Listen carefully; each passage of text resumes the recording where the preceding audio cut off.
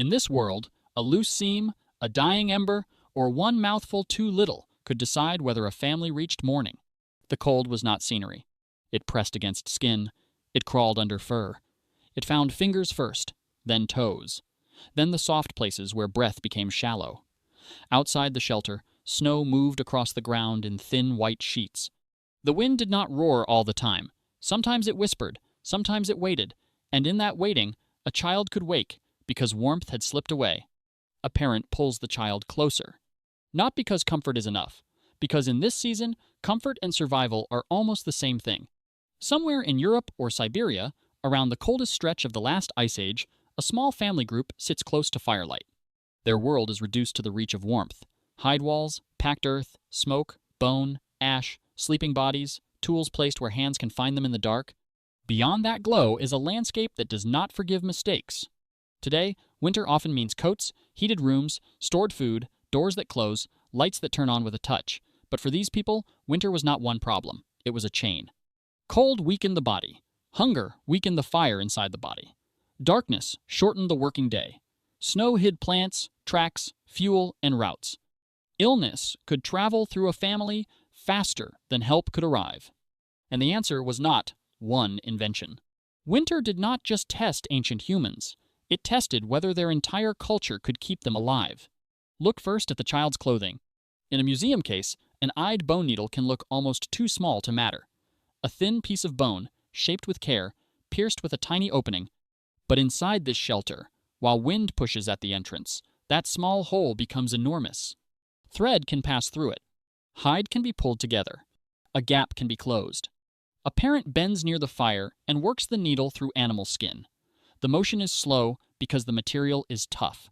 The hands are cracked, the light is poor. The child watches the thread disappear, then return, then disappear again, not understanding technology, only understanding that someone is fighting the wind with their fingers. Clothing was not just covering. In these climates, tailored layers of hide and fur may have worked like portable shelter. A loose wrap could shift. A gap at the wrist, neck, ankle, or shoulder could let warmth escape. A seam that failed during a journey could become dangerous before the group returned to fire. But clothing solved nothing completely. Hides had to be scraped, softened, dried, repaired.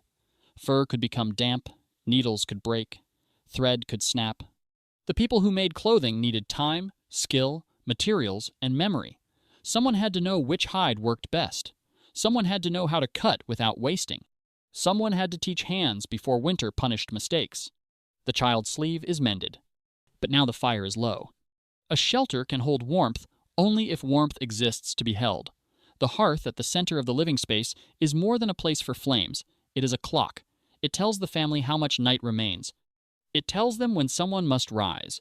It tells them whether the next morning will begin with heat or with cold ash. A hand pushes embers together and covers them carefully. Not to kill the fire. To hide it from the air until dawn. Fire offered heat, light, cooked food, protection, and a place where tools could be made after sunset. But fire demanded payment. It needed fuel. And fuel meant someone had to leave the safest circle. Before sunrise, an adult crawls toward the entrance. The shelter still holds a little warmth. The outside has none to spare. The person pauses, listening. Wind, snow. Maybe the distant movement of animals? Maybe only the sound of the world refusing to be easy. Then they step out. This is one of winter's hidden costs. A fire inside depends on work outside. Wood, bone, brush, dung. Anything that could burn had to be found, carried, stored, protected from wetness, and used wisely. A group could not simply have fire. They had to manage fire, feed fire, remember fire, and share the responsibility of keeping it alive. The shelter itself is another answer written against the wind. In some places, people used caves or rock overhangs. In other places, they built with what the landscape offered: hides, wood, stone, earth, and sometimes the massive bones of mammoths. On cold open plains, even partial wind protection could change the night. A wall, a frame, a covering, an entrance turned away from the worst gusts. These were not simple comforts. They were decisions. A shelter had to block wind without trapping too much smoke. It had to hold hides without collapsing. It had to be repaired after storms. It had to sit close enough to resources, but not so exposed that every night became a test of endurance. Inside, the family shifts closer to the hearth. Smoke rises toward an opening. A child coughs once, then settles. The wind pushes again, and hunger enters the story. Cold does not only attack from outside, it also burns through the body from within. In deep winter, warmth requires food, and food is never just food. It is stored fat. It is marrow cracked from bone. It is dried meat guarded from dampness and scavengers. It is knowledge of where herds moved, where fish might still be taken, where animals sheltered, where old routes crossed frozen ground. But winter hides choices. The group cannot eat a memory. They cannot feed a child with a story about summer. If the caches are low, someone must decide whether to stay near shelter or move toward uncertain food. Staying protects the weakest from weather. Moving may bring meat, fuel, or contact with others. Both choices can be dangerous. A hunter returns with less than hoped. Not empty-handed. That would be worse. But not enough. The food is divided near the fire. No speech is needed for the decision to feel heavy. A richer piece goes to the child. A smaller piece remains in an adult hand. Someone looks away while chewing slowly. This is where survival becomes social. In a winter like this, strength alone is fragile. A strong person can still become injured. A skilled hunter can still fail. A child cannot gather enough alone. An elder may move slowly, but remember a valley, a seasonal crossing, a place where animals passed when snow hardened. A person who cannot hunt today may still scrape hides, repair seams, tend fire, watch children, shape tools, or preserve knowledge. Cooperation did not make life gentle. It made risk more shareable. That matters because the archaeological record rarely preserves the hunger itself. It preserves traces, hearth stains, animal bones, tools worn by use, needles, scrapers, shelter remains, burned material, settlement patterns.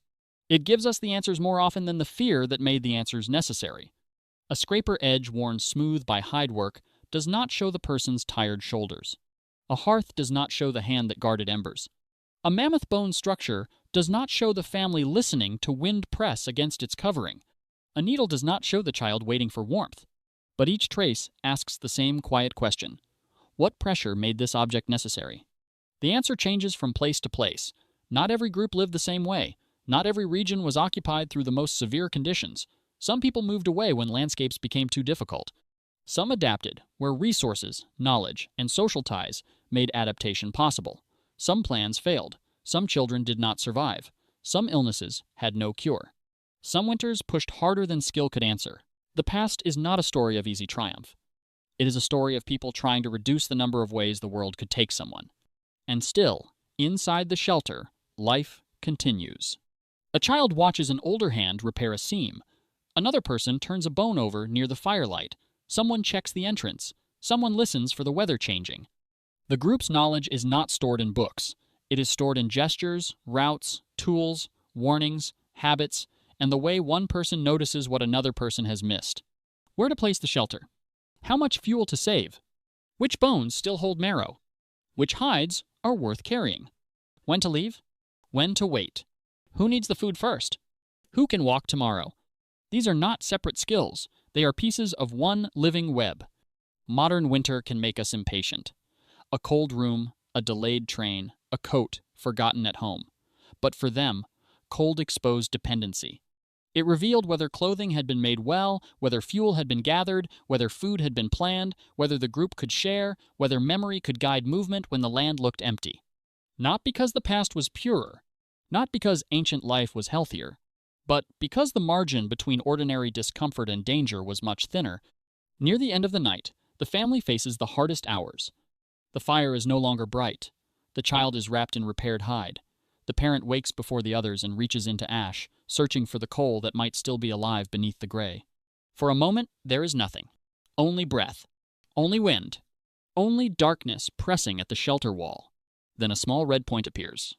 The parent bends close and feeds it carefully. A thread of smoke rises.